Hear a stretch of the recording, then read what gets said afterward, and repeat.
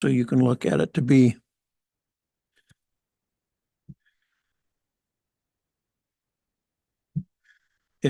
this is the original.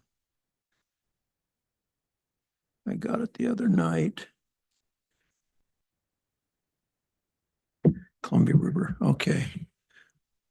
Just read that and see what that's the initial. And then I've gotten 3 other just immediately. Just so you're aware.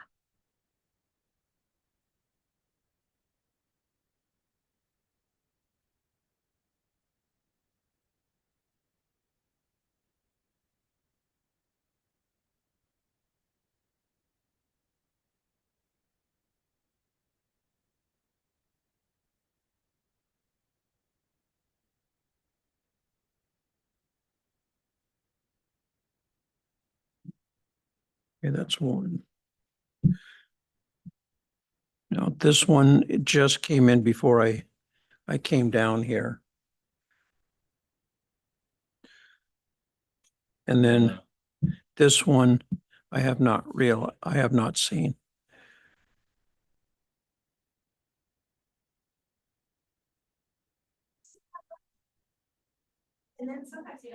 This must be from somebody. It's not from me. Hey.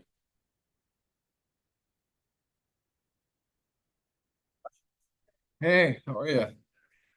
Good. 1 second here. Oh, it just looks like we didn't answer the question for the cost of the replat process. Forewarned is forearmed. Yeah. So the situation is he's in a subdivision and he's wanting to move a line, so therefore it has to be replatted. Oh, And it's a policy we've had in place for at least 3 years. okay. I'm just, I think he touched base with the mayor last week. Matthew texted me about it. okay. Well, he's getting to me now, so Okay. usually means trickle down. Yeah. No, it's great.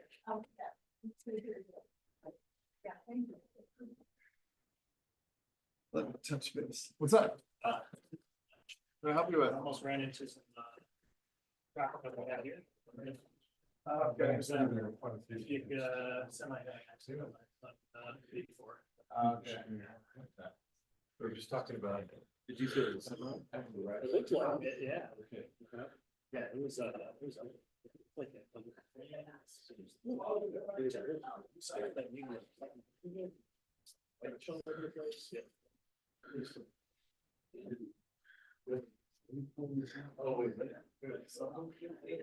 We have assigned places.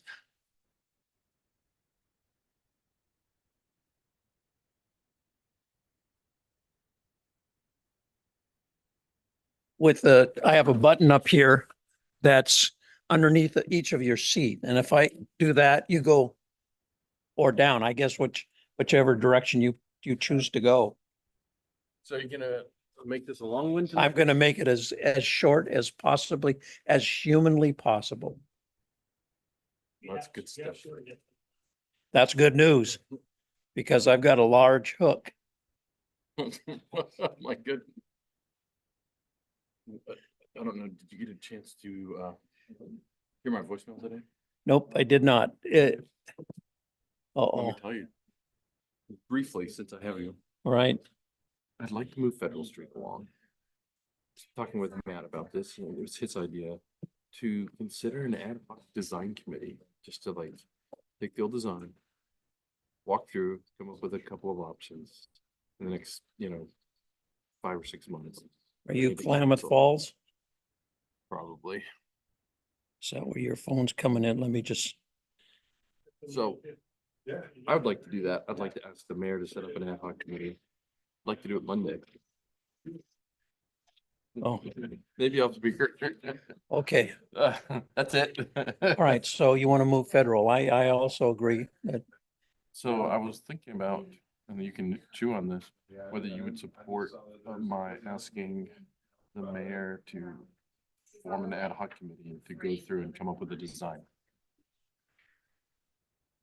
just for the plot, not for Tony's, just for the. No, Federal I Street. understand the Yeah. Federal Plaza. Yep. And we have those. There's We got some old designs. designs, dust them off, see if we can update them and get them like closer. to what we Use want. those as a basis and then move Exactly. forward. Yeah. Bring it to city council, make it a city council thing, get it off urban renewals plate. And just have city council say yes or no. Maybe bring like two options, come on, Where do we get the money? for the committee. No, See if the committee gets on it. We can come up with designs and have it ready to feed into the budget next March. well, I'd like to look at grants and to do some application. Absolutely. But we need a design before we do that. Of course you do. All right, make it so. Ask Monday, I think. Monday, okay, then I will support it. Thank you very much.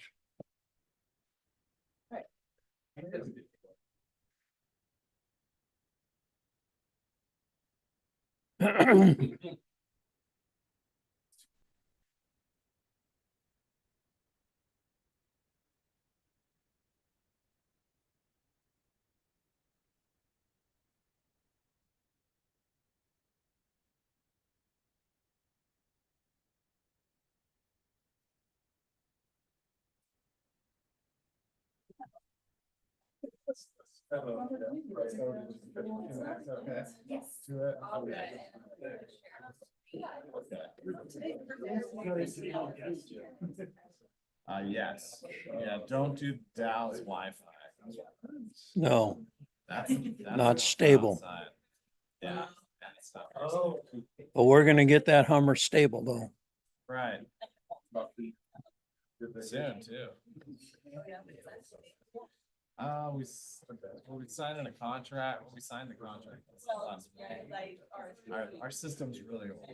So we have a Wi-Fi system around town that's really old. They just did an RFP for it. So yeah, we're probably in the next month. We have to go through it, take everything out first. And then install. Yeah, it's cool. It's we actually were able to sign a contract with a local firm to do work, so it's always nice. I'm probably, Councilman McLaughlin here is gonna run the meeting. Just kind of walk us through it. When we get to the discussion item, I'll invite a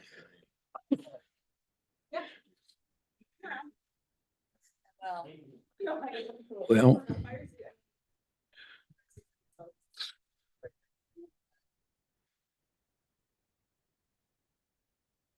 Matthew? Just, that's good. Doctor? I don't know about that. Yeah.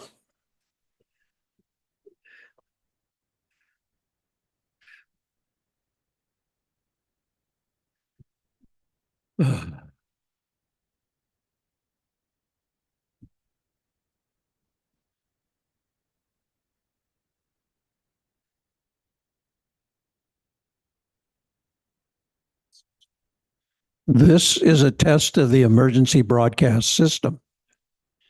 If this had been an actual test, you'd all be done, all gone. Check. I am.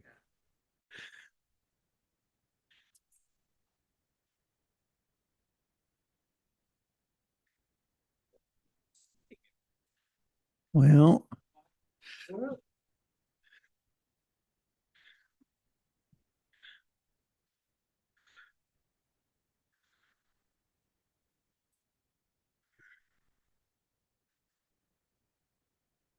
Oh.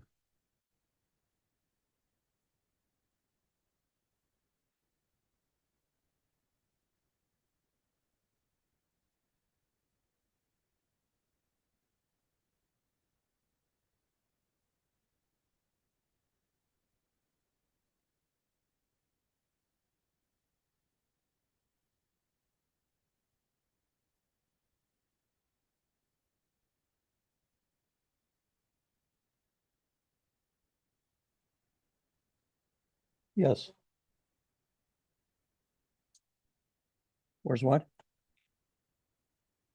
He's in Hawaii. Yeah. A little different. It's got a race. And Rich is at a mayor's meeting, so you got me. Yep. Yeah, we're 1 minute away. Have Well, you. wait until you get my bill. Yeah, send it to the city manager's office. Yeah. Well, I talked to my son. He's raring to get out of San Francisco. He just got there. I know, but he doesn't like it. Mm-mm. Loves the Supreme Court justice that he works for, but that's it. Yeah, he's up in Haight-Ashbury on that street. What's that for? City of Louis.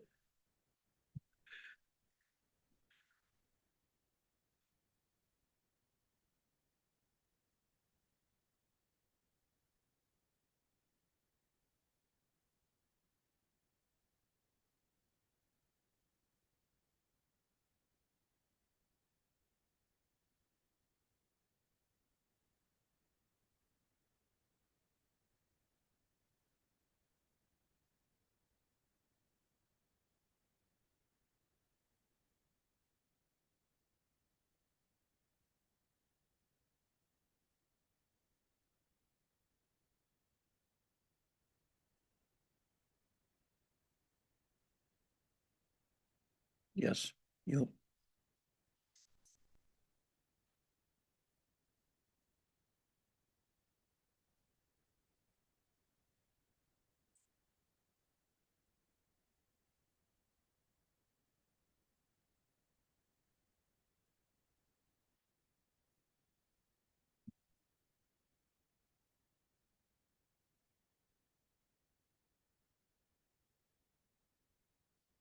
It's now 5:31 on July 18th, 2024. Good evening, everyone. This is the Planning Commission and City Council joint work session. We're going to go ahead and call roll. Commissioner Case. Commissioner Cornett is absent. Commissioner Grant. Here. Commissioner Mosher. Here. Commissioner Pena is absent. Commissioner Popoff. Commissioner Portella. Counselor Long. Here. Counselor McLaughlin. Here. Counselor Randall. Here. Counselor Richardson. Counselor Ryan. Mayor Mays. All right. With that being accomplished, we're going to stand for the Pledge of Allegiance. City Manager Cleaves, would you lead us, please? I pledge Allegiance to the flag of the United States of America and to the republic for which it stands, one nation under God, indivisible. Justice for all. Very good. We're going to have approval of agenda. Do I hear a motion?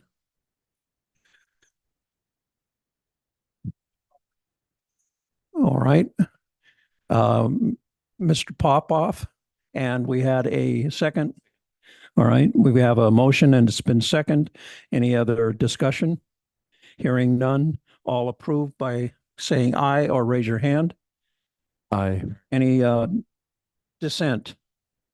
And then it's carried. All right. Let's go ahead. Approval of the last minutes of May 2nd, 2024. I hope you've all had a chance to look at them. Any corrections to the minutes? Then what's your pleasure?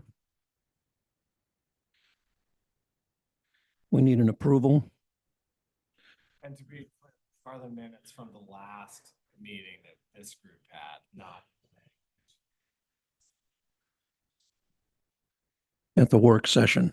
I make a motion to approve the minutes from May 2nd. All right, we have a motion. Do we have a second? All right, Darcy Long Curtis seconds. Sorry, Darcy Long seconds that. That's habit. All right, Any other discussion? Hearing none, all in favor, say aye or raise your hand. Good. Any dissent? Hearing none, that's carried. All right, public comment. During this portion of the meeting, anyone may speak on any subject that does not later appear on the agenda. 5 minutes per person will be allowed. Is there anyone in the public that would like to speak? Anyone at all? Okay.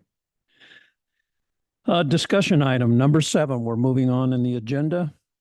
We'll look at, this is a report. Would you like to take it over for this? Go ahead. Yep. Thank you, everyone, for coming this evening.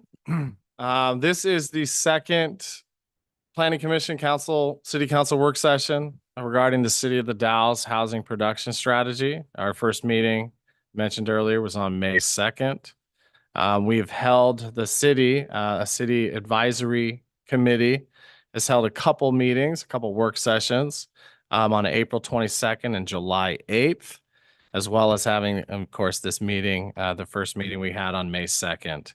So there's still one additional advisory committee meeting that is scheduled coming up here in a couple weeks. And then we also have this meeting as well as a final work session with this group on October 3rd.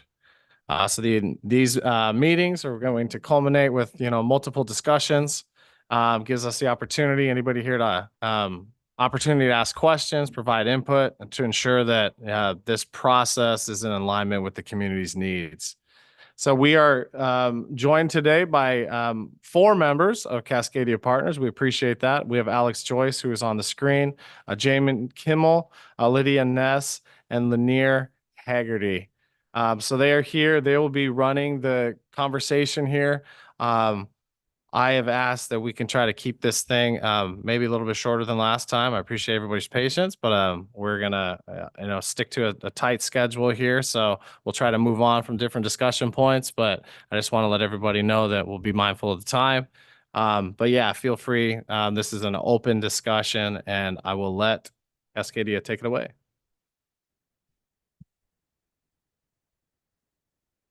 Thank you. Yep. Okay. Sounds like you all can hear me. Great. Well, as Josh mentioned, my name is Lydia Ness. I'm a senior associate with Cascadia Partners. Sorry, I was not able to make it last time, but I am the project manager for the housing production strategy report. And as Josh mentioned, we recently held the second advisory committee meeting. So takeaways from that will be included in tonight's presentation. I have, just so you all know a little bit about me, I have a background in housing policy and zoning code analysis. I've worked on a couple housing production strategies in my past life. I worked for a historic preservation nonprofit called Restore Oregon, and they were working on one of your buildings here in Old Town. So a little bit familiar on that front as well. I will pass it to Alex because I don't believe he was at the last meeting as well. So. Good evening, everyone. Alex Joyce. I'm the managing Yes. partner at Cascadia I'll speak up. Partners. Can you hear me okay? Yes. Yes. Nice to be with you all this evening and look forward to this discussion. Thanks, Alex. Is that better? Can you hear me a little bit? Okay, great. Jamin, you were here last time, but do you want to reintroduce yourself? Sure, yeah. Hi, Jamin Kimmel. Yeah, looking forward to continuing the discussion. I think we got a lot of good ideas and insights from you all at the last meeting. And so I'm here to support and continue to help move along the housing production strategy. Great. With that, I will share my screen here so you all can see it. Let me go into slideshow mode. All right, here we go. Okay. So tonight, I will be giving a few project updates, including a review of the project schedule, what we heard from you all last time as just a refresher, as well as what we heard in the most recent advisory committee meeting. And then we'll move on to the discussion of the housing strategies and action. So I'll be providing an overview of each of the categories, and then we'll break for discussion or questions that you all may have. And then lastly, we'll wrap up with some community engagement updates and then next steps on the project. Okay, so project timeline. So since the last time we met, we have shifted the public engagement. It was originally going to be held in June. It's now going to be held next month. We have not identified a specific date yet for the open house for the community, but that is going to be scheduled in the next couple weeks here. Additionally, we will also be meeting with equity priority populations. So we'll be working with Josh and others to identify some of those groups and folks that we should be meeting with that either maybe would not attend the open house or just would be great to kind of get some one-on-one feedback from them. Additionally, after tonight and meeting with the community, we will be working on the actual housing production strategy report. So we'll be coming back to you all in October with that draft strategy report that you all can review and can continue to provide comments on the strategies and actions. So this will not be the last time that you all can provide feedback and comments. So similar to what I just said, so tonight we'll be reviewing those refined strategies. So those have been identified based on meeting with you all last time, the advisory committee meeting, and city staff. So really the goal here next would be to take this to the community once some strategies have been identified to understand how can they best be implemented and meet the housing needs of the community. And lastly, we'll be coming back on October 3rd to review the draft report. So just as a refresher of the contextualized housing needs, so this was partly based on the housing needs analysis that you all passed at the end of last year, but some additional analysis and data pull. So some of those takeaways that we found were given the adjacency to the hot market here in the Gorge, as well as home and rent prices increasing that are outpacing wage growth. The Dalles is sensitive to market changes. So as home prices maybe continue to increase and those wages don't kind of keep up with that, or maybe not enough housing will be built. There's some impacts that you all could face a little bit more. A little bit stronger than maybe some other surrounding communities. There's a need for more affordable, smaller units. And then lastly, some of the characteristics of your community on a kind of demographic context is the age distribution. So you all have been kind of holding steady in your age kind of different groups compared to the state overall, which is aging.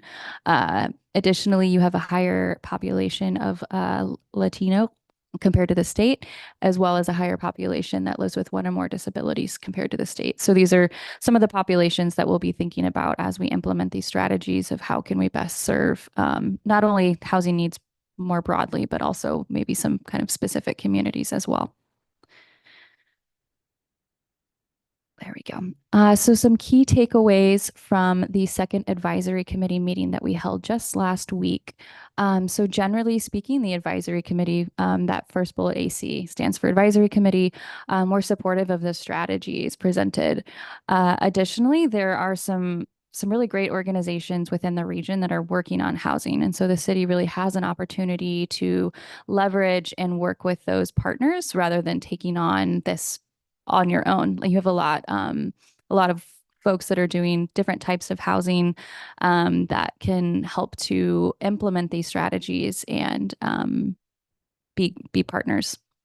Some of the specific strategies that the committee was enthusiastic or very excited about was adopting the multi-unit property tax exemption that could help to incentivize needed housing. So that would be replacing your vertical housing tax zone that you currently have rather than an entirely new program. It's kind of replacing it. Evaluating the feasibility of scaling your system development charges, as well as partnering with the North Wasco County Parks and Recreation on scaling their system development charges, kind of based either on unit size or bedroom count, a couple different ways that could be done. And then lastly here, creating and or extending your urban renewal areas, particularly focusing on high density housing. And then lastly, an additional strategy that was recommended in that meeting that wasn't in the packet that you all received is preservation of manufactured housing. So there was an interest in including that as in a strategy that would welcome your feedback if you feel similarly, but that was additional strategy recommended in the meeting. All right, with that, unless there are any questions or comments, I'll get into the strategies and actions.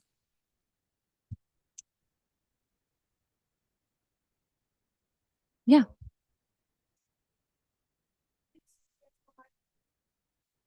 Yeah. I have a question about the manufactured housing. Have the understanding that the state would prevent you from prohibiting it. So I would assume that's basically already included just by virtue of the state law. Yeah, that's definitely a component and helpful. There's some additional levels or like layers that the city could take to further preserve, especially if it maybe it could be a zoning change where certain areas are zoned for manufactured housing exclusively so that it would prevent maybe redevelopment of that area as a tool for preservation. What other kind of tools can there be? Yeah, I'll let you. Yeah, I think that was the main one that was discussed with the advisory committee. So, it's the concept that the residents in a manufactured housing park are sort of face some instability because they can be evicted. They don't own the land underneath their unit, they own the unit. And so what some other cities have done is to rezone those properties to what they would call a manufactured housing preservation zone. And so the only permitted use in that zone would be a manufactured housing park. And usually these are targeted to parks rather than manufactured homes on individual lots. And so that's a sort of a regulatory type of solution to that challenge. There are other ways the city could try to assist with helping the residents of those parks if there is pressure to redevelop them. I don't think right now we've looked closely at whether the parks that exist in the Dalles have pressure or are experiencing potential redevelopment pressure. It'd be something we'd want to look into a little bit further. But probably it would be a zoning solution that would prevent redevelopment is the idea there. Thanks, Jamin. All right, I'm going to go ahead and get us moving through so we can keep on track here. So, as you may remember from the last meeting, these are the 5 categories of housing strategies that we've kind of created buckets for the different recommendations for actions.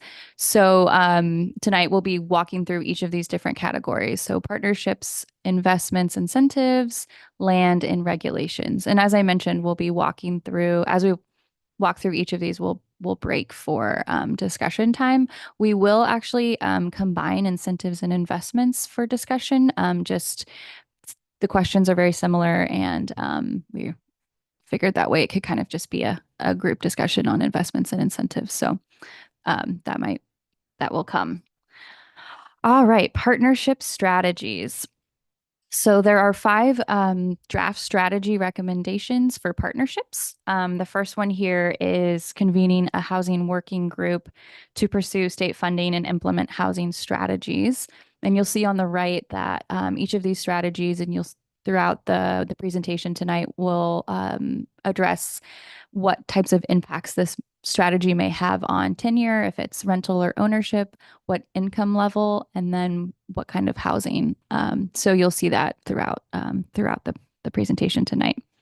The second one here is pre-approved dwelling plans. So create pre-approved dwelling plans. So you all last time talked about some interest or enthusiasm around pre-approved ADU plans, but I think the city is interested in expanding that beyond other types of housing and what that could look like. P3 here is land banking partnerships. So similar earlier when I mentioned the different housing partners that you have in the region, this would be a part of that. So forming partnerships or continuing partnerships with organizations that are capable of land banking. And we'll get into what land banking is and how it works a little bit more later on in the land strategy section. The next one here, one that I mentioned that the advisory committee was excited about, which is partnering with the North Wasco County Parks and Recreation on scaling the SDC fee. And then lastly, providing information and technical assistance to small developers. So these are folks maybe who own a piece of land, or maybe they want to subdivide their lot or something like that. This isn't for large scale builders or developers. This is for folks that maybe have never kind of built or developed a property before. So tonight, we'll just be highlighting one of the strategies for partnerships. So you'll see that throughout tonight. I'm not going to talk about each one individually. We would definitely be here longer than 2 hours. So I'll be highlighting a couple, but that doesn't mean when we break for discussion that you can't ask about any of the strategies that are presented tonight. So the one we'll highlight is the P2, create a pre-approved dwelling plans. So these can help to incentivize and expedite the development of various types of housing. So this could include duplexes or cottage clusters, and it would require, or kind of the city would be partnering with Wasco County, either an architect or a builder, or even an institution. So the city could maybe have a competition or partner with a local community college or university to partly have students maybe get the experience of designing and building, but could also receive maybe a scholarship if their plans were selected for that. But really, the intent would be to have these plans be quickly reviewed and permitted. So really kind of the opportunities we see with this would be they would be highly efficient. So they could be kind of designed for areas that would be infill, that could be built cheaper, and then and allow for kind of a streamlined permitting process.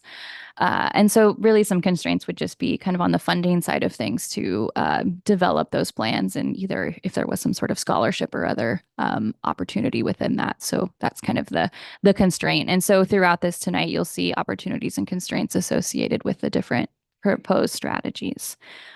So that's a really quick overview of that one strategy, but we do have some questions for you tonight.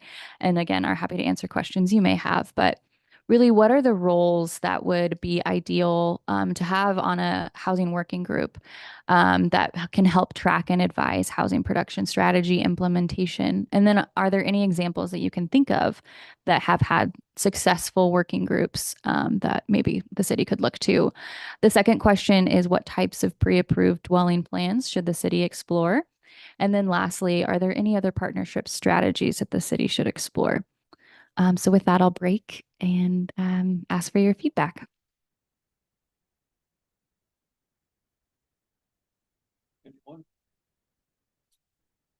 Just a quick confirmation for me. The state is also exploring pre-approved building plans on their own, right? It wouldn't necessarily be something the city needs to do. We just follow the state's lead on that is one possibility. Yes, the state is pursuing some pre-approved dwelling plans. I think that there would need to be a layer of implementing that locally and ensuring that that complies with code and building permit process. So you may have to tweak it a bit, but yes. Would we be able to get a copy of those, or at least of the outside dimensions, so we can see what the state ones look like? Yeah, Jamin, do you know where they are in the process of?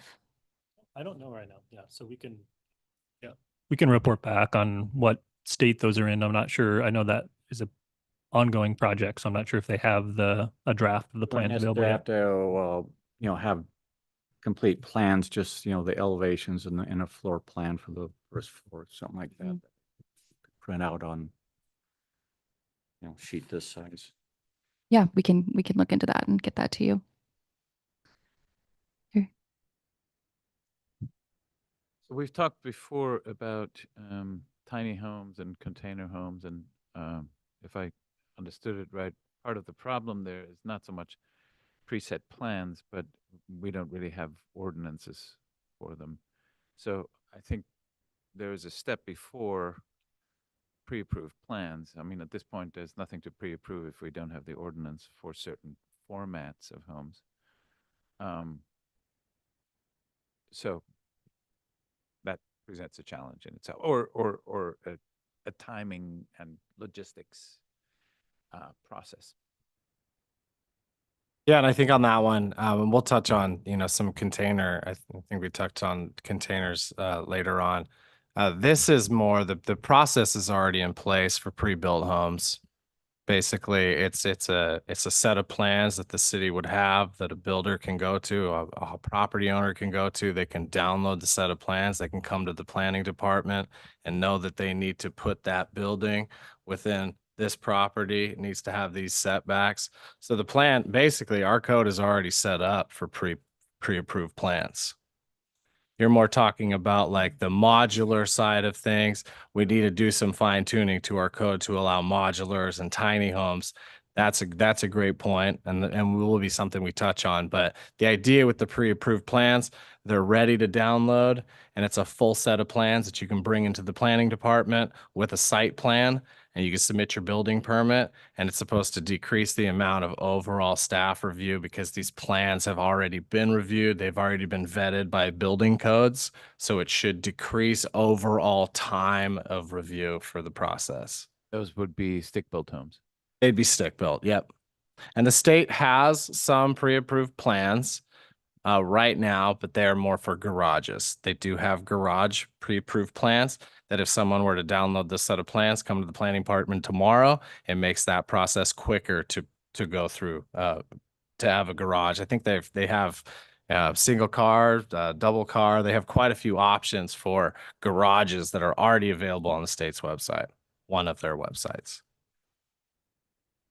And so it's really common to see accessory dwelling unit ADUs as a pre-approved dwelling plan, partly because generally those are for homeowners or property owners that can quickly build that on their property.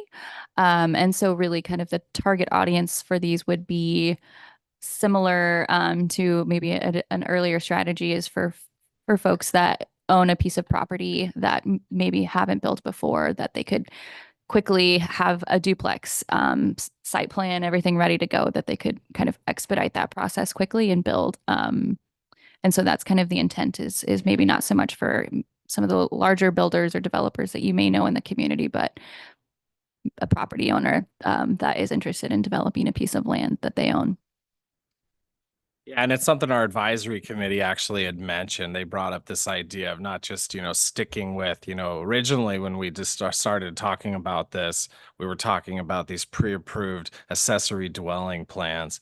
But the advisory committee had actually recommended to us maybe take a look at plexes. So actually have pre-approved duplex and triplex plans ready to go. Therefore, you're able to just move that process along. That makes a ton of sense to me. Trying to encourage multi. Yep, exactly. Mm-hmm. There any other thoughts on either? Oh, yeah, John. Cities within, and then also with plans, I think Josh might be able to answer. But what would be, like, who would pay for the plans? Would the city pay for the plans and then that would just give access to anybody who wants to develop? Or is there going to be some type of fee? Or I think the initial cost up front would be the city putting up the cost to have these plans created. The goal after that would be basically these plans are available on the city's website to download. And you could download a full set of plans rather than going to, and paying for, there's companies out there that provide plans. There's architects that provide plans. Rather than paying that cost, they're just ready to go on the website. As far as other cities using it, City of Bend off the top of my head. Do they have pre-approved plan set? I do know it's implemented outside of Oregon. I do know that, the city of Seattle had a pretty robust project or platform that they implemented just a couple years ago now with various options. I mean, up to, 15 different types of houses. So it's not like you're just getting this one option. It actually gives people that opportunity to have some variety. thank you. Yep. And has a pre-approved AU plan sets, just for reference. Thanks, Alex. I think another one that could be a good candidate are cottage clusters as well, because you would just kind of replicate that house across an entire lot. So that could be another option as a housing type to explore. Yeah, is there any other questions or comments? I can move on to the regulatory strategies if not. Okay, silence. I'm taking as consent to move on. So, regulatory strategies. So we have 7 here. The first one here being allowing triplexes, fourplexes, and cottage cluster housing in the RL zone. So that's the residential low density zone. R2 would be to increase maximum density in the RM, RH, and NC zones. So those are your medium and high density zones, as well as one of your commercial zones. Implementing zoning incentives for affordable and accessible housing. This one specifically gets at trying to meet the needs of your population that may have one or more disabilities or that are aging and need accessible or what's called visitable housing. The fourth one here is clarifying rules for non-site built homes, such as tiny homes and that prefabricated and modular housing. So, Philip, this gets at your question related to allowing those types, kind of better fine-tuning the code to allow those types of housing. R5 is providing more flexibility for housing in commercial zones. R6 here is to remove potential barriers of conversion or adaptive reuse of existing buildings for housing. And then lastly, providing location-based parking reductions. So tonight, I will be talking about the first 2 strategies here, but again, when we move on to discussion, any of these. Even though it may not be tonight's subject, Regulation 4, could you give an example of why things need to be clarified, what's wrong or what's right, or there aren't any rules or anything?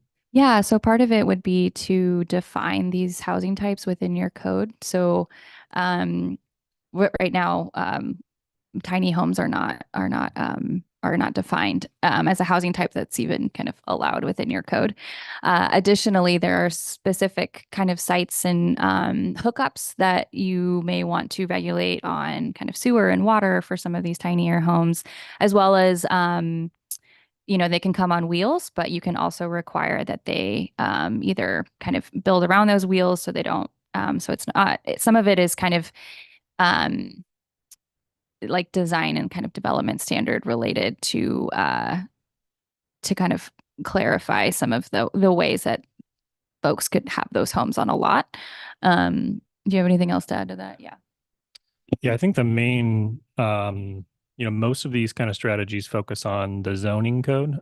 This is one that dips a little bit into the building code because the building code today would not consider a tiny home to meet it. Many tiny homes don't meet the IRC, the standard residential building code. And so for that reason, many building code administrators have been hesitant to approve those as sort of a permanent dwelling on a lot. And so the state has been working through some revisions to the state building code to clarify what kinds of tiny homes cities should allow as permanent dwellings because they're safe and don't have the fire and life safety issues. But the city does need to adopt some of those provisions. And then also there are existing tiny homes that are built on wheels on a chassis that actually are classified as recreational vehicles. But many of those are built to a pretty high standard, and some cities are choosing to permit those as permanent dwellings. So it's a issue where many of them just don't meet the definition or the requirements of a dwelling, and so it's unclear whether they would be permitted. So let's say if you wanted to use a tiny home as an ADU, it probably wouldn't be permitted under the code today. They could be built off-site, brought in and put on foundations too, and then, Yeah, like okay. modular housing. So We additionally, have a company that's just started up out of Doofer, if I am correct, that's building tiny homes. And so I want to see them flourish if they can. yeah, absolutely. Additionally, the state is producing a model code for modular housing that cities can adopt or take parts and pieces of into their code. So that's another option for the city to explore when they start to implement, or if the strategy is chosen to kind of to be implemented into the report as an option for the city. Before we get into those first two, I have another quick question, and that is implement zoning incentives outside of the ones that you actually mentioned in the points following. What would be some examples of those type of zoning incentives? Yeah, so that could include additional parking reductions for accessible housing that maybe folks would not have as many parking requirements. It could be a density bonus, so you can add more units on a lot. It could be a height bonus, so an increase in the overall building height. So those are a couple examples of the types of incentives. Yeah. Okay, so this first strategy here. So allow triplexes, fourplexes, and cottage cluster in the RL zone. So currently the zone only allows single family attached houses, ADUs, and duplexes. So what this would do is to expand the permitted uses, the permitted housing types in this zone to include the three housing types mentioned. So kind of how that would work is that the city would update the code first to define triplexes and fourplexes. Currently, they are kind of bundled into your multifamily housing definition. So 3 units and above is considered multifamily housing. So partly this would help to kind of go in line with the state. So the state, these housing types are called middle housing. And so kind of updating your code to treat triplexes and fourplexes differently than other multifamily housing. Additionally, would be also defining appropriate development and design standards for these housing types to ensure that they're compatible and tailored to existing conditions in the RL zone. So some opportunities related to this strategy is that these housing types may be more feasible to build or develop than single family houses or duplexes because there are lower land costs per unit. It also expands the housing development options that are smaller and more affordable. And according to your buildable lands inventory, which is a component of your housing needs analysis that you all passed last year, this zone has just under 200 acres of capacity for development. And so right now there's only a few housing types that are permitted. And so this would really create some additional opportunities in a large area of your city for these smaller and more affordable housing types. There are some constraints associated with this. So first, there could be the perception of incompatibility because these are denser housing types than what's currently allowed in your code today. Additionally, it may require some infrastructure or extensions or upgrades to service those new housing. But this constraint can also apply currently within what's allowed in single family dwellings. So this is the first strategy. The second one here is to increase the maximum density in the RM, RH, and NC zones. So right now, the maximum density or the minimum lot area standards that apply in these zones may create barriers to the development of middle housing and multifamily housing, especially on smaller infill sites. So really kind of what this would do is to revise those standards to try to help with the economic feasibility of these housing types, kind of ensuring that there's an efficient use of land and encouraging those smaller units.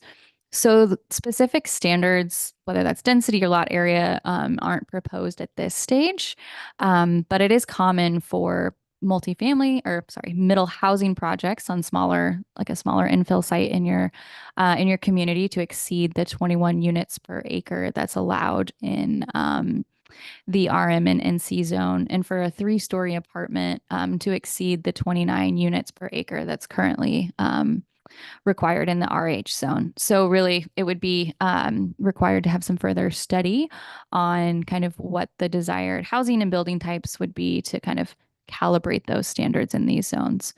So some of the opportunities related to this is that will help enable development of apartment buildings on more sites, which is a need in your community that we've studied and heard is more multifamily housing. And so this could really help to spur some of that development. It would also reduce land costs per unit and overall cost of development because it's spread across more units. And then lastly, a higher maximum density encourages smaller units. So if a developer has reached the maximum density or a builder and they can't add any more units, then but the kind of ability within the envelope of the site allows them to build a larger building, then those units are going to be larger. And so that increases the costs. Some of the constraints associated are similar to the last strategy, which is higher density housing may be perceived as incompatible. And then there may be some infrastructure extensions or upgrades that would be required to service these housing types. And with that, I'm going to open it up for some discussion. So the questions we have tonight are, does this feel like the strategies presented achieve the needed housing outcomes for the Dalles? What community concerns or questions will these strategies raise? And then lastly, what feedback do you have on the administration of these strategies? And then, of course, we'll answer any other questions that you have on them. And I'm happy to go back to the list of strategies. I know there's a lot. I would prefer to see the higher densities on land that hasn't already been developed. In the already developed areas, downtown and up on the hill above us, the existing infrastructure was basically designed for what's there. Modern appliances and plumbing fixtures are more efficient, so you could probably double the density. But I think if you put too many fourplexes or apartment buildings within there, you're going to overload the system. Over on the east end of town, there's quite a bit of undeveloped land, and you have to run infrastructure out there anyway, so you could gear it to that. The other comment I have, this seems to be pretty heavy on rental housing. I'm not really that enthusiastic about triplexes and fourplexes because obviously nobody's going to be on site to manage them. I'd rather see larger developments with the requirement that there be on site property management. I have a rather large apartment building across the alley from me, and in the past there's been problems because there's nobody on the site anymore that manages it. They used to have one of the apartment renters manage it in exchange for reduced rent, and that worked pretty well. He took care of the paperwork and getting tenants in and out, and then I contracted to take care of the grounds and do light maintenance. But now I'm not even sure if the present people even have anybody in town managing it. I think I'm getting this secondhand, but supposedly some company down in Portland takes care of that, and the grounds aren't kept up that well. There are weeds, and part of the irrigation system apparently isn't working, so some of the vegetation's died off. And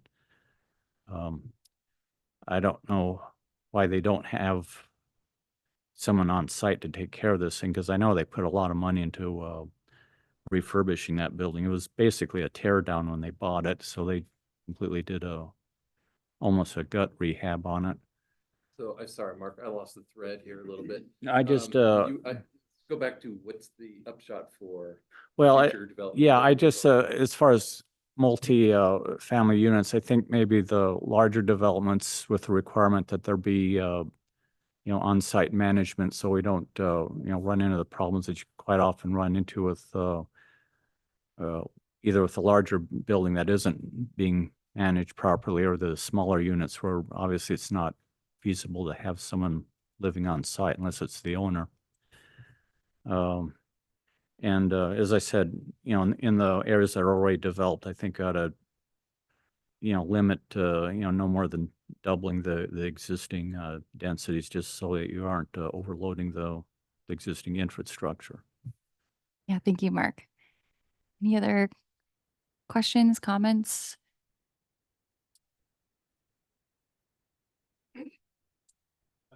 I think I like the strategies. They make sense to me. I do think that in terms of community concerns and questions, there is when it comes to density, there's of course often not in my backyard, and I think we'll be facing that, and we have faced that before. Real quick on your comments, Mark, if triplex or fourplex doesn't necessarily have to be a rental. It could be condos. Oh, yeah, that's a possibility, sure. Yeah, which then you've got an HOA and Yeah, that would be good idea. that can apply design rules, and I think so in terms of affordability, that is just as important for the rental market as for the ownership market. And of course, a condo is going to be um, in most cases at available at a lower price than a home. And I think the in terms of upkeep, the likelihood that a condo owner is going to take better care of the properties. Yeah, an owner will always take better care of his own property. So to me, the strategies you've outlined make a lot of sense, and yeah, they'll be facing pushback. That's to be expected. But I think it's good. Yeah, and I will say when it comes to, like, for instance, the triplexes and fourplexes in the RL zone, there are setbacks and lot coverage and other requirements to ensure that it can be compatible with a single family house. So, instead of a 3,000 square foot single family house proposed, it's 1,000 square feet homes. So it would still be in a similar footprint, but maybe from the exterior, other than 3 doors, it might look fairly similar to some of the other single family homes in the area. But so there can be fine tuning and kind of tweaks within the code to ensure that there is compatibility with either current development or other single family homes that would be built today. I just want to respond to the concern about infrastructure capacity in developed neighborhoods, which is definitely a valid issue when you're talking about kind of allowing some higher density housing. One of the ways that cities have been dealing with that while also trying to, encourage infill and redevelopment in those existing neighborhoods is, I think at the outset when you make those code changes, be doing some infrastructure analysis to kind of just try to understand how much additional capacity would be required to serve it, and what kind of improvements might be required. So there might be some additional analysis that would be needed for that. They could help to sort of calibrate the code changes so you're not making sure you're not allowing too much infill development. That said, as with any other housing project, if someone comes and proposes a triplex and they're going to need to upgrade a sewer line, and in order for that to be fed, the city can require that, and the city can deny the application if the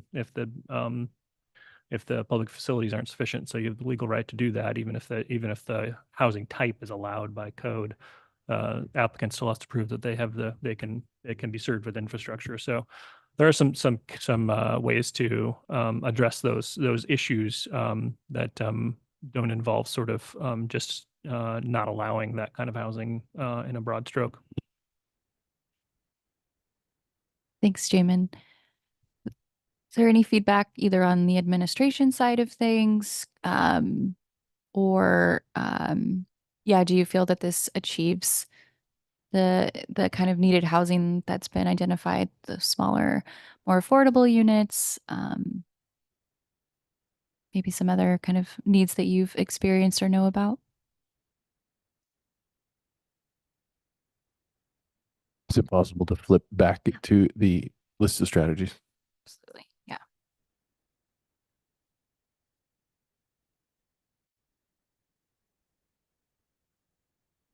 No, we're not really talking about R5 tonight, but I'm curious if there were significant hurdles or problems identified with providing housing in the commercial zones now.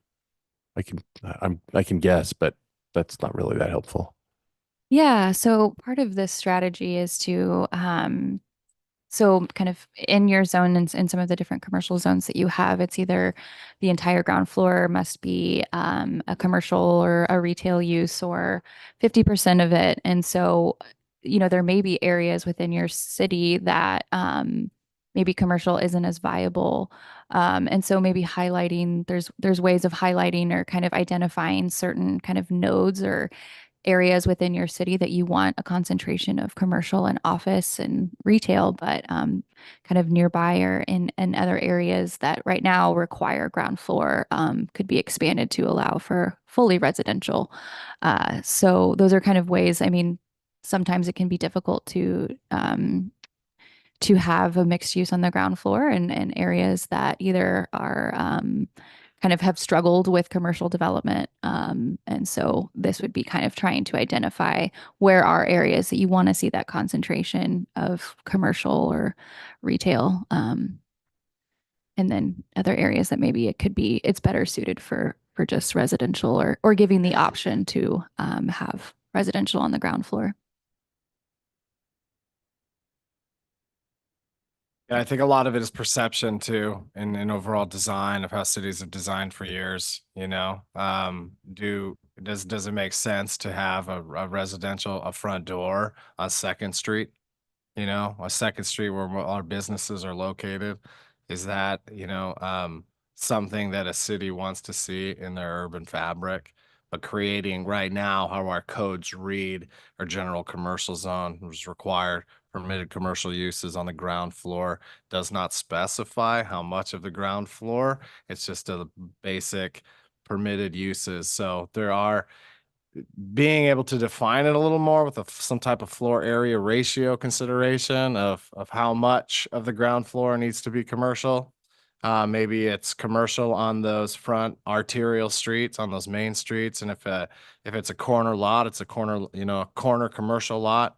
The front side has to be commercial. The side streets can be a residential or have a residential entrance to it. So I think there's more flexibility to dig into in our current code and how it is. And we've seen with COVID, the switch, COVID also, Amazon has really pushed this, made it difficult, I think, for a lot of brick and mortar businesses. And as you're starting to see more and more storefronts, that it's just taken a while for those storefronts to come back. So there's available square footage that is strictly designated for commercial. Is there a way to have some flexibility in it that some of that square footage could be used for residential uses?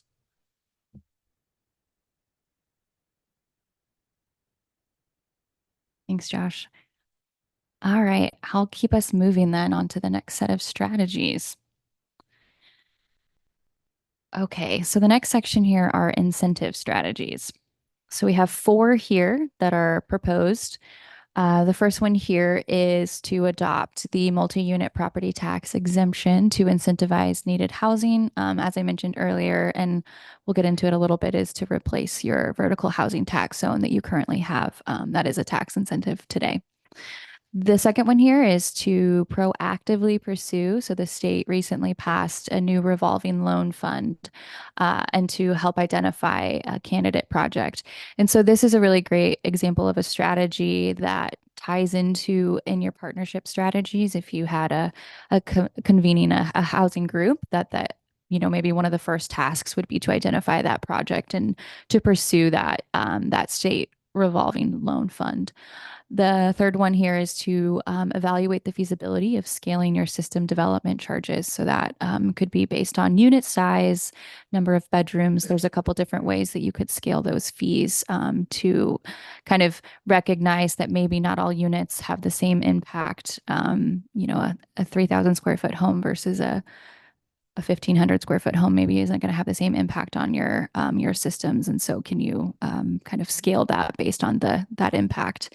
And then lastly here is to allow for those charges to be deferred until occupancy, which can help to kind of with the feasibility of development.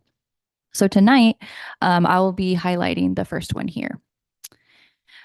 So this is to, as I mentioned, this multi-unit property tax exemption. So this is So really kind of the point of it is that it can help stimulate development of critically needed housing types while being designed to only be available to projects that would otherwise not be feasible. So essentially this could help kind of fill that gap of projects that maybe wouldn't be possible without something like this type of program. And so like I mentioned, you have a vertical housing tax zone. So this would be to replace that. There are some limitations within the that vertical housing tax zone that aren't in this new program. And so really kind of what that would be is that there's some flexibility on the types of projects that you could require that this tax exemption be used for. You can choose the geography of where this program would be implemented, the exemption amount of it, as well as any sort of other public benefits required. So that could be specific income levels of housing, you know, maybe it's 80% of your area median income. It could be for accessible units or maybe, as I mentioned earlier, to kind of calibrate for projects that would not otherwise be feasible without some sort of program like this. So some of the opportunities related to this, again, is kind of the flexibility that the city has on this program, and that you can cap kind of the annual tax abatement amount. You would have a you could have a net positive impact on the tax base because it would be for projects, again, that wouldn't occur otherwise, which is kind of getting at that third bullet. So some of the constraints is additional staff administration. It's a new program that would need to be implemented and then kind of oversee. Additionally, it must be approved by over 50% of the taxing districts. So those are some of the constraints associated. So I'm going to actually go into the investment strategies as well. Yeah. Question to that. So, what tax is it that's being exempted, and to whom, and when in the process? Is it the developer? Is it the purchaser? Is it who gets what? Yeah, that's a great question. So it is, so it would be the property tax. So it would be the developer owner of the property. So it would be over a 10-year period that they would get a property tax exemption over that time frame. But didn't you just say the developer? Mhm. Yes, I mean, right. It continues to be if the developer is holding the property and owning it. It is Oh, so the this benefit does accrue to the property owner over would time. apply Yeah. to rentals, not sales. Yes. Yeah. This is primarily for rental housing. I see. Yeah. Okay. Mhm. So the developer would get part of the property taxes exempt over time. Okay. And it's actually just on the value of the improvements on the property. So it's not on the land value. They continue to pay property taxes on the land.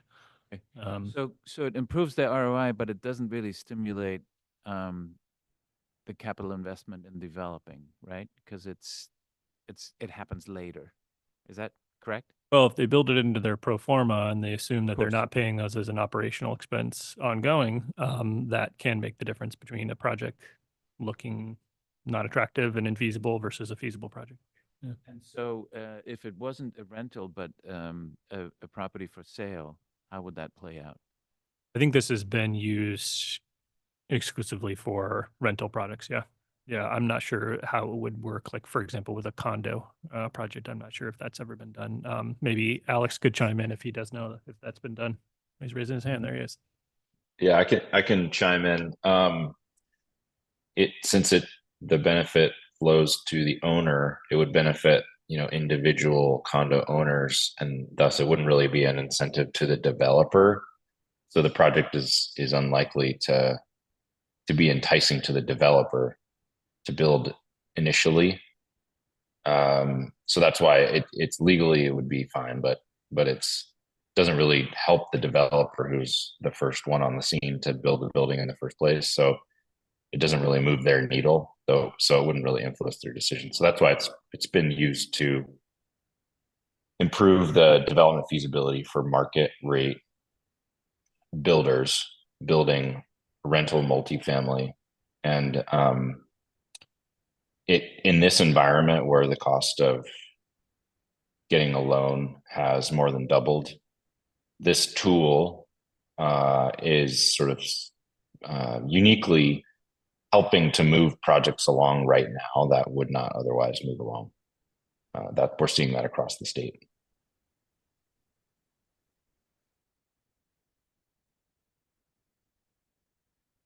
Darcy. Yeah, so right now our multi-level tax abatement is being used primarily in our urban renewal agency in the current urban renewal zone. And there's been some slight discussion about creating another zone. And I'm wondering if this is the type of this new MTUA would be make sense going with maybe a new zone that's specifically for housing. And how small, like, can it be anywhere in the city or does it really have to be a defined zone? I don't know how that gets set up. Yeah, that's a good question. I think it could be a defined zone. Alex, would you clarify that a little bit more? We're still talking about MUPTI, right? Yeah. Yep. Yeah. So you define the zones, but that zone could be the city, could be, the same as the city area. Typically it's targeted in areas that the state does set out some locational criteria, but they're pretty broadly defined. And so it does really rely on the city to set what those areas are. And they typically are in, along centers, in centers of activity or along key corridors that, have transit or other, kind of connectivity considerations. Where density is sort of appropriate from a transportation perspective, I guess is another way to say it. That's most typical. The most typical way it's applied. Does that answer the question? Yeah, so partially, and I was just thinking, thank you. Combining it with potentially with another urban renewal zone in order to help some of those projects pencil out that currently aren't. I'm just wondering, what the savvy of that idea might be. And then having rules like that it has to be for workforce housing or some kind of cap on what the rates can be. Because that's one thing we're struggling with here is that, builders and developers are developing things that are profitable, but that doesn't mean it's affordable for our community. And I still worry that we don't have enough incentives or strategies that are going to keep the costs down. I would just worry that everything is going to keep going up. Mm-hmm. Yeah, really good questions. And I know we don't have a lot of time, but maybe if I could make a couple of quick points on that. So the layering together a tax abatement pool like MUPTI with a tax increment pool like a TIF district can have some unintended consequences if you're abating or exempting 10 years of property tax. It means that the urban renewal district is not going to get the incremental tax growth, right? Because doesn't happen. So just some considerations about how you layer those two things. That's one thing I would say. Mm-hmm. The other thing I would say is that what we've seen very recently is that the interest rate environment has kind of turned off multifamily construction pretty much across the board, with a few exceptions. That condition could change, 3 years ago, 4 years ago, multifamily was going pretty strong. It wasn't going super strong in the Dalles, according to our, the upfront analysis of this. So tools like this can be important to help prove the market for multifamily in places where there's not a long track record of new multifamily being constructed.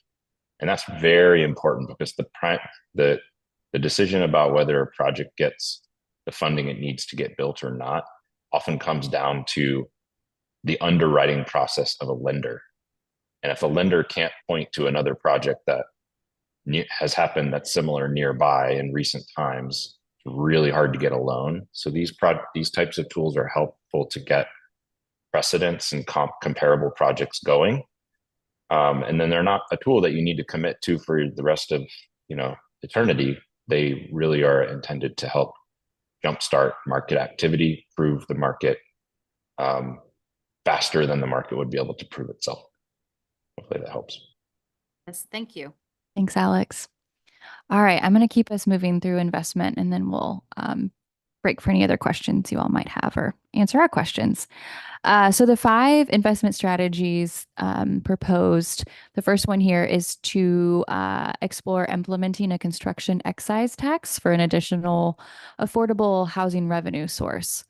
The second one here is talking about the urban renewal areas. So explore creating and or extending your urban renewal area that allocates a significant portion of those tax financing dollars to housing projects.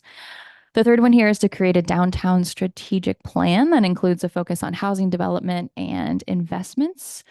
The fourth one is to prioritize the rehabilitation and conversion of historic buildings in the city for housing.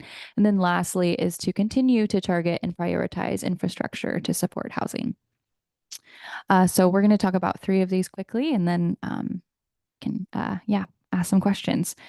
So the first one here, the construction excise tax. So it's a tax on construction projects, which is a tax on the permit value to help fund affordable housing. So it would be kind of exploring establishing this program that can either be applied to residential and commercial construction. So according to state statutes, the tax it's an improvement to real property that results in a new structure or additional square footage in an existing structure. So you can only tax up to 1% of the permit value for residential construction. But if the city chose to include that on commercial and industrial development, there is no cap for the percent that the city could tax on that permit value.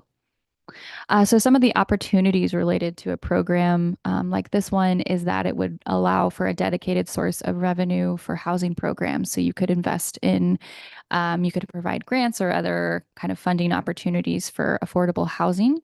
It also provides a linkage between new commercial or industrial development and investment in housing. So you have some big employment and some big projects that are coming online for commercial or industrial. And so this could be a way to kind of capture some of that development of dollars and then invest that into the housing that would likely be needed because of those new businesses that are coming, or, they're an increase in construction workers, things like that. So some of the constraints is it could reduce the financial feasibility of new projects, or it could pass on those higher costs to consumers because it's a tax that you're putting on development. So that is a constraint related to a program like this. The second one here, yeah. So it's basically taxing what's not considered affordable housing development to support affordable housing development. Is that a simplified way to look at it? Yeah. Yeah. Just a quick question. This would be over and above the existing school excise tax. Correct. This would be a new tax. Yes. Okay, the next one here. So explore creating urban renewal areas that allocate tax increment financing dollars towards housing projects. So this tool is really effective for funding investments that support housing development in specific locations. You currently have a program in place in your urban renewal area today for housing. And so we're recommending kind of evaluating the feasibility of either expanding the current urban renewal area and district to 2029 without incurring new formal debt, but to kind of prolong some of the programs that you have in place now. And then to establish a new, smaller downtown urban renewal district following the termination of the current district that you have. And lastly, another option would be to explore an urban renewal area on the west side of town that could kind of help to provide infrastructure funding and some other opportunities related to housing. And so kind of a benefit related to this would be to generate some new revenue and encourage housing development. really, URAs are kind of organized with can be organized to be kind of promoting and encouraging housing development. And the kind of the area that you have right now with your downtown, it's in a mixed use area that's walkable, has high amenities. So this would be encouraging some additional development in areas that would be supporting the businesses that you have and providing, areas that folks can walk and enjoy. Some of the constraints are that there is a limitation to the amount of area within a city that could be within an urban renewal area. So if you were to create a new one while you have your existing one, that would be something that would need to be understood and explored. And then lastly, it must also be approved by other taxing jurisdictions if you were to create a new urban renewal area. The third one, I'll try to move quickly through that one so that we can break for some questions that you may have. So this last one would be creating a downtown strategic plan that includes focusing on housing development investments. So this would really be kind of an actionable plan that would detail strategies and investments to increase market demand and accelerate investment in your downtown. It wouldn't just be limited to housing though. So you would be looking at, are there placemaking opportunities in your downtown that could help kind of bring in that market demand and that vibrancy that would attract development. It would help to identify key sites for either acquisition by the city or kind of unlock certain sites for housing. And then and kind of ensuring the regulatory environment supports the needed housing types, including multifamily. And then it would kind of calibrate the tools that would be identified to your specific downtown. So some of those opportunities is you have really some of the highest density zoning in your city in this area. There's a lot of development capacity. Again, it's conducive to multifamily because of that walkability in the nearby businesses. And you currently have an urban renewal area in place. Some of the constraints would be just funding for the plan and any sort of additional funding that would be required based on findings from that strategic plan. So the questions we have for you is, do you have questions or comments related to the administrative costs or fiscal impacts of these tools?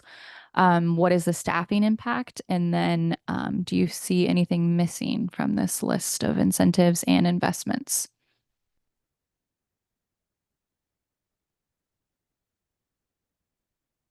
Or do you have any other clarifying questions or comments for us on them? And I'm happy to go back.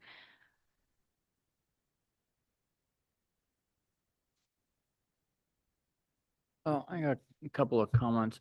I'd like to see some sort of incentive in there for owner-built housing. There are probably not many people that do that anymore, but a few people do, and it would, help someone who's building their first home if some of the development charges were delayed. The other concern I have has to do with reducing parking. Most people have got, at least 2 vehicles. They got to go somewhere. And there's only so much on-street parking. And if they're sitting on the street all the time, that gets in the way of street sweeping and snow removal. Yeah, thank you for those comments. For that first one, that could be a component of any funding that you would receive or revenue you would receive from the construction excise tax. So you could have specific grants or investments to affordable homeownership opportunities that builders or developers could access based on providing that needed housing type. So that's one way that specific investment tool could be used to meet that need. I had a quick question. I think the city manager might be able to help me clarify. There were some questions about the administrative, I guess, burden on the Wasco County Assessor's Office in implementing a MUPD. Am I getting that right? Yeah, so, having worked with enterprise zones, strategic investment programs, vertical housing tax zone, they are all, and maybe it's kind of a chicken or egg kind of scenario, but they all place an additional administrative burden on the Wasco County assessor in applying each and every one of those exemptions. And when you have certain criteria, like for an enterprise zone, which I know is not for housing, but if there's certain criteria for MUPTI and 3-4 years down the road, they no longer meet that criteria, there could potentially be callback provisions and things like that, which do exist under the enterprise zone program, which really complicate matters and can really put the developer, the owner, the city and the county kind of in a really unfortunate situation. And so it all takes time, it all takes effort. And the county assessor is an elected position. They do have a staff, but they do have a heavy workload as well. So for all of these different pieces, in particular from the incentives, and even from the construction excise tax perspective, I think the school excise tax is collected at building codes, that portion of the process. And so that would be something to involve those partners in this conversation as well before implementing something like this or these different pieces. Yeah, on that side, that would definitely be a part of the exploratory side of the construction excise tax is bringing in those partners. On the MUPTI program, you could require a fee for someone to apply for that program for the administration and kind of the continuation of that administration of the program. So that could help to offset the staff burden as far as the cost of that on the program. It certainly could. I think there is also a certain threshold you have to reach, right? If I have 10 staff people and one MUPTI application, the fee's not going to be enough for me to hire more staff. It does help offset, but I still only have so much bandwidth. And so in some of the larger cities where I've seen MUPTI employed, they're processing, there's so much work that they can justify a whole nother staff person to do that. And the fee can help with that. But here in the Dalles, sometimes these different abatement programs were just simply not large enough and they don't occur enough. Maybe that'd be a great problem to have if we had MUPTI here and we saw that housing boom. It'd probably slow at some point. And so there is that balance as well. Yeah, I appreciate you sharing that concern with us. Alex, do you have any other kind of thoughts on that side? Or No, just that, I mean, that's part of the reason why we asked the questions we did. These are choices that don't exist in a vacuum. They certainly have staffing and time and in some cases money implications. So appreciate the feedback. It's a real concern. Yeah, and if I may add just another kind of anecdotal point, I don't know if that was part of the decision when the Oregon Community and Housing Services Department pushed administration of the vertical housing zone itself from the state to the local jurisdictions. I don't know if you know what prompted that decision. That was about 5 years ago or so. But there was that decision made at one point that the city administered, not the state administered that program statewide. And then at some point made the decision, hey, we don't want to do this anymore. City, if you want this, you do it. And it fell on the city to do. Mhm. I think that had more to do with city's frustration that they had to get approval at the state level for each individual project. I let you say that. I let you say that, not me. But thank you. Yeah.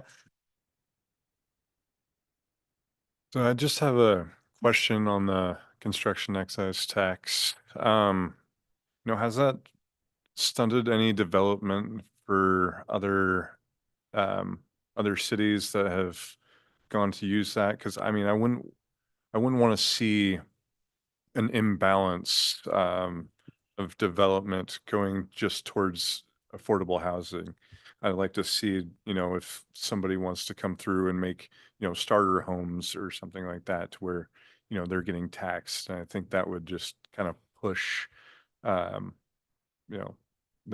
the demographic would definitely change in that direction. Yeah, most of the cities that I'm aware that have adopted a construction excise tax prior to doing so went through a pretty thorough analysis to try to understand and sort of mitigate for some of those impacts. I think one thing that in many cases, the cities that we see that are choosing to adopt these tend to have pretty hot housing markets and pretty hot commercial and industrial markets. There's a lot of development happening. And so there is, at that point, I think they've made the conclusion that this, and many of them are only taxing it at 0.3% of the value or 0.5% of the value. So not even the full 1% tax. They made the conclusion that this is probably not going to sort of derail the economics of building anything else in the community, but it is going to give us a stable source of funding for affordable housing. So they made that trade-off decision. But I think it is something that as part of this project, we haven't done that full analysis, and so it's a tool we think you should consider, but we're not. I think it is appropriate to look at all of those numbers and consider how it could impact the market, and then with that information, make a decision. So I think I just want to clarify, including one of these types of actions in your housing production strategy is not a irrevocable commitment that you're going to implement that from the state. You can say, we're going to explore this. We're not sure. We need more information, but we want to consider it. And so that's just something to keep in mind. I think the what really brought that up was the analysis that you had on from the last meeting, and where it showed the surrounding areas and the levels of the lower income and how everything shifted from the white salmon to the Hood River market, and you saw a decrease in the low income, and then you see an increase within the Dalles market. So and I'm sure there's not anything that we could really look at to say substantially that they're all moving to the Dalles because it is more affordable. But I think that is a good question to ask. And if we go with the construction excise tax to still build for just affordable instead of having a healthy ratio of, the mid-level and affordable as well. So, that's all I got. Thanks for that, John. I'd like to see some exploration of a construction excise tax, with the caveat that I'd like to see some exploration of whether collecting that and also SDCs potentially on the back end rather than up front might be a useful incentive for housing development. So, in other words, perhaps collection of that set of fees, when a certificate of occupancy is issued, or perhaps on a first sale or something like that, as opposed to being an upfront development cost. Yeah, thank you for that feedback, Dan. All right, I am going to keep us moving on to the next set, the last set. So, which is land strategies. So this set of strategies are a bit different, as you can see, compared to the previous strategy and kind of the layout and how we have this. And so really the purpose of that is to kind of show you that there can be a step-by-step process and really kind of unlocking and providing opportunity within the land here. So the first step would be to inventory underutilized parcels. So that would include identifying and inventorying parcels that have potential for housing development. The second step here is to assess the development readiness. So of that inventory, you would look at parcels that have services, that maybe have owners that are interested or motivated to develop, and then could support higher density housing. The third step here would be to assist in pre-development. So this includes streamlining processes for preparing parcels for housing development, and then assisting organizations through that process, particularly ones that can land bank. So could essentially hold on to land and then develop it for housing. The fourth step here is to prioritize investments. So this includes capital spending and then other kind of tools to unlock land for housing. The fifth step would be to formalize surplus land disposition. So this would be entering into intergovernmental agreements with various partners. So those could be institutional partners, those could be such as schools or hospitals, other sort of institutions that may own land outside of the city, even the county could be another option. And so it would really help position the city and its partners. So those are kind of other housing partners to acquire surplus land to develop. And the sixth step here is to partner with land bank, with organizations that can land bank. So that would be to kind of assemble and position that property for future housing development. So this is really kind of a full swath of how you can see from the beginning of inventorying that parcel to the actual development of it, how this process would work. So the next slide, sorry, thank you. So really kind of the point of this is that the cities really have a unique role. And when we talk about unlocking land for development, this is really through ways of maybe improving entitlements, modifying how the land is used through regulatory different modifications, streamlining the subdivision of land, and even offering what is called a first right of refusal through agreements. So maybe affordable housing developers have the opportunity first to want to acquire a piece of land that the city has as surplus that may look to kind of dispose of that surplus land. So the point here is that the city could pursue any of these one steps on their own, but together it can really help to improve the process of preparing and positioning the land for housing production. So one last step here is that these first three are really foundational to the process. It's really important to understand what land you have that is either underutilized or maybe those are foreclosed properties. There's a couple different ways of how you could inventory that land, but understanding what land you have available today and then how ready is it? What are the opportunities within that? And then assisting folks, particularly housing partners, through that development process. So again, like I mentioned earlier, all of these are important. But the first three are really foundational to that process overall.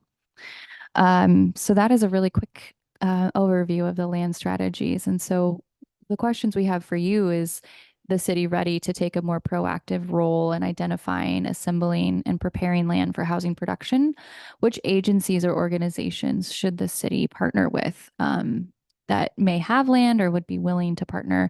And then lastly, are there any other strategies or considerations related to land that the city should explore or consider? And we're happy to clarify anything too. I can go back to the step-by-step strategy if folks have questions.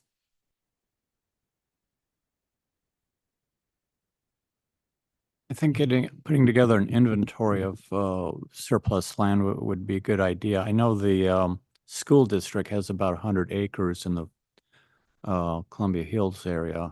That alone would probably take care of us for the next 20 years if it was developed fairly densely.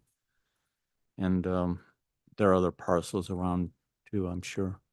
So the city already has a surplus property inventory. Okay. We do? Yeah. I didn't know that. And that was on my questionnaire, is because I have analyzed, I've done a lot of work in property for looking at projects where we're going to place things.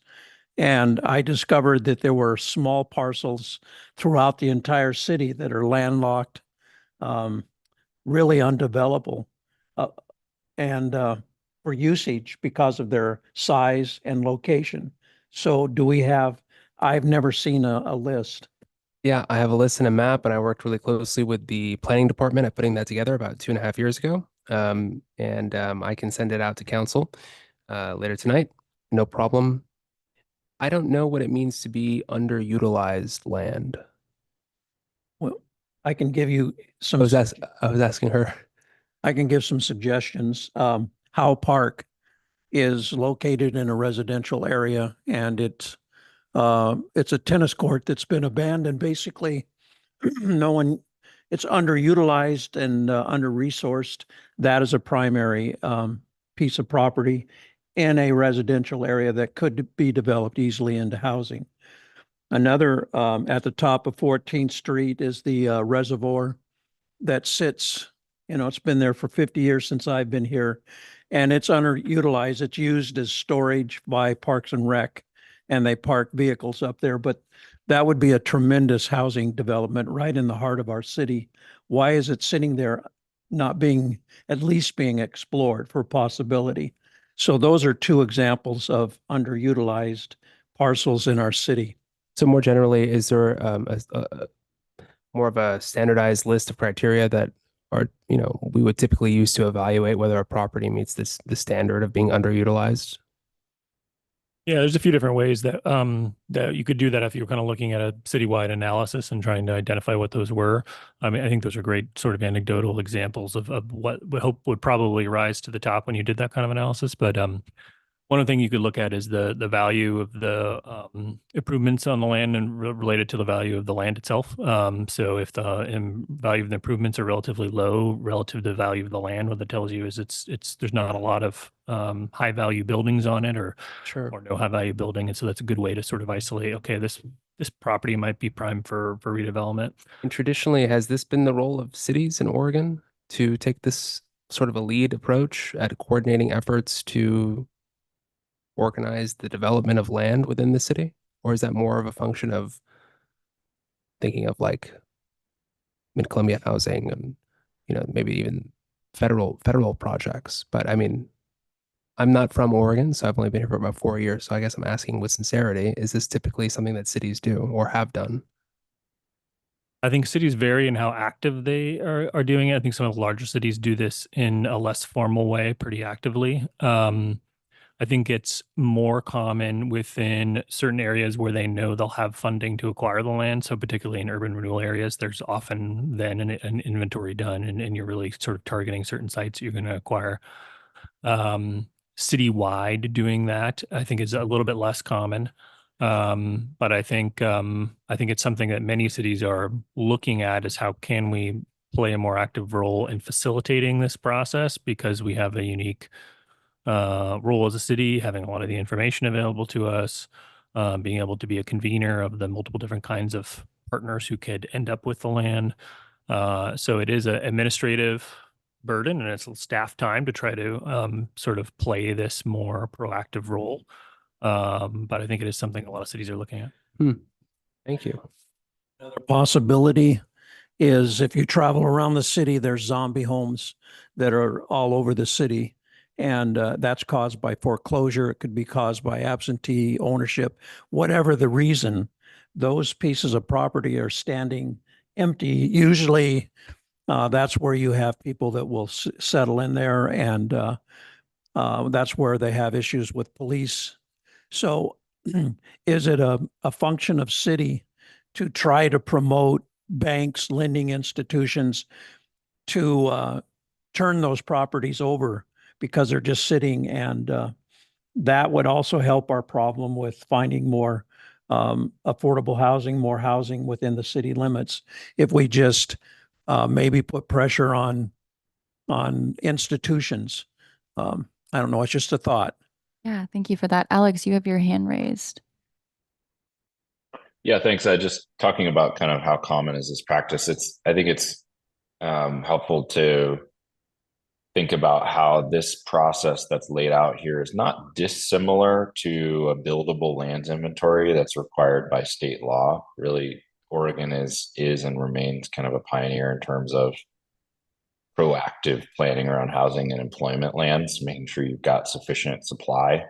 This is a little bit more focused and a little bit more action oriented in terms of, okay, once we identify where lands that are underutilized are, that's where you get into step 4, 5, and 6 about how you can take steps and actions related to making sure they have the infrastructure support to be buildable, making sure that if they are indeed surplusable by a public or civic organization, there's kind of a process involved that would maximize the chance that they end up getting used for housing production. So it's a proactive extension of a practice that's memorialized in state law. And to that quick question, Alex, so would you say that, I mean, the first step we just completed the HNA last year, which had the BLI attached to it, which talks about, it identifies vacant and partially vacant lots all over, the urban growth boundary. I mean, would you say that that is kind of a form of step one that the city has already taken on? I think it is. I mean, I think what you don't know from the typical state process is the perspective of key landowners, right? You know sort of how the property is developed, but you don't know the willingness and interest of the landowners that represent certain categories like civic,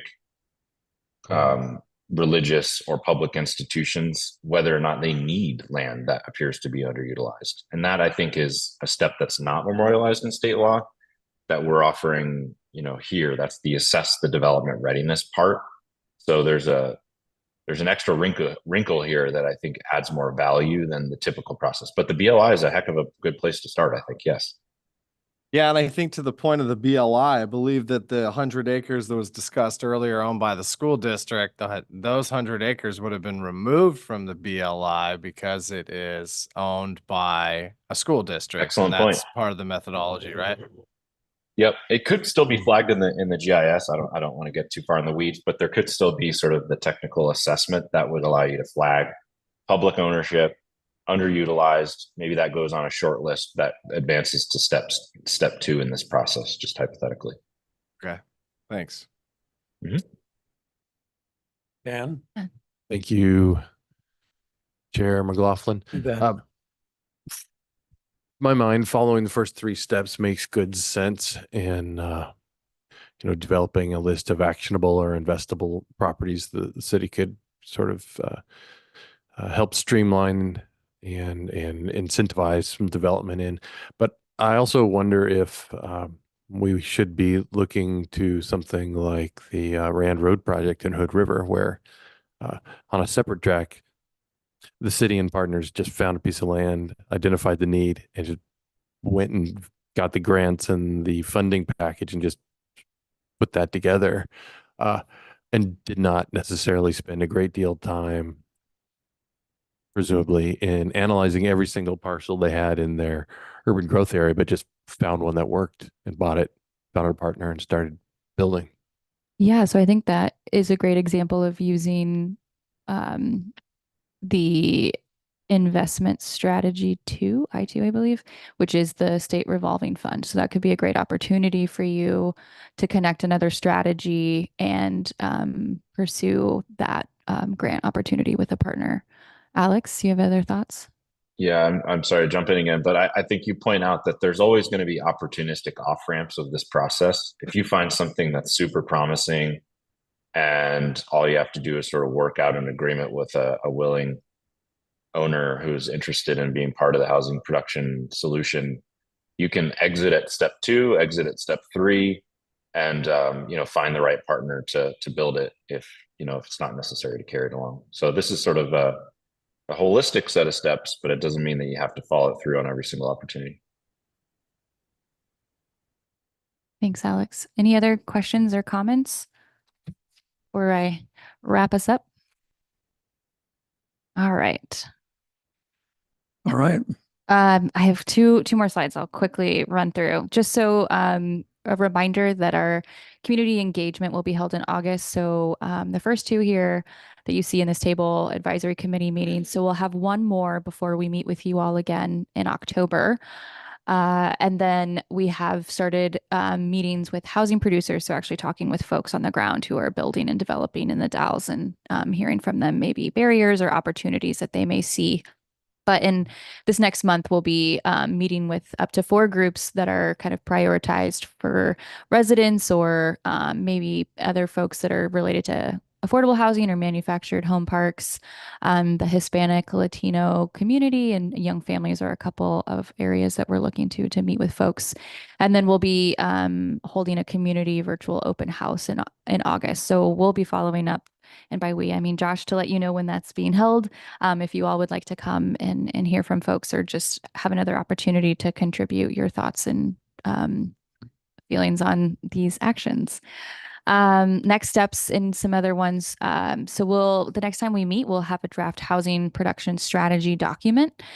So we'll be taking what we've heard tonight further and refining these strategies and actions, and then coming back to you in October to again discuss the strategy report and further refinement based on what we've heard from the community and then staff and the advisory committee meeting. So with that, thank you all so much for sticking around and talking with us tonight. All right, that concludes what? I heard something over here. Nothing.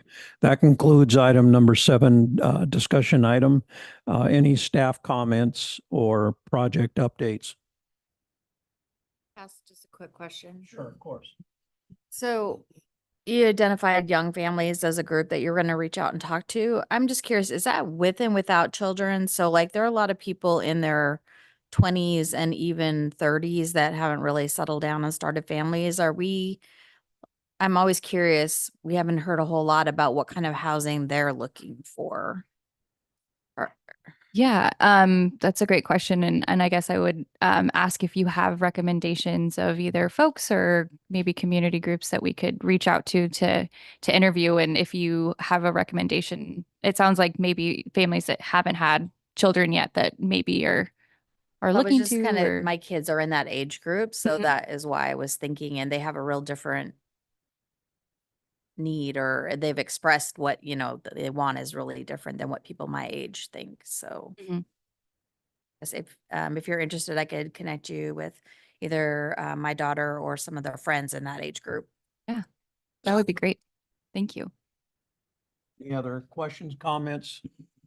Can I piggyback just one more Yes. and not to add anything, but just maybe as a suggestion, it might be interesting to have a slide or a page at some point in the final report that maybe breaks out the strategies we're looking at into production strategies and affordability strategies. I mean, there's an assumption here that production helps with affordability at some point, but maybe not in where we are in our proximity to Portland. The demand is so high and we're so constrained, supply will never outstrip it to reduce prices. But there were several strategies here, preserving manufactured homes, potentially as one, the zoning incentives for affordability and accessible housing, smaller, more affordable units, MUPD, that all lands on the price point side of things versus housing production. I just think that would be interesting breakout, just as a suggestion. Yeah, thank you for that suggestion. We could include that. Josh? Nothing for me. Thank you all for coming. Comments? Anyone? This meeting is then adjourned. Thank you. Thanks, Alex. Question before you Yeah. head out, if you don't mind. Oh, sure. Just ask you right now. Yeah. Knock him down. Sorry. Yeah. It's boring. I know. And I'm kind of excited to try and get a better free moving forward, as you know. Uh-huh. And something I feel like we should be trying to move forward, and in urban renewals, got a couple of heavy fish on its plate. Mm-hmm. He has an idea, I like it, we're noodling it on it for, I guess, a couple of days, about asking Rich to appoint an ad hoc committee. Just what it is, take the old design, freshen it up, we'll get to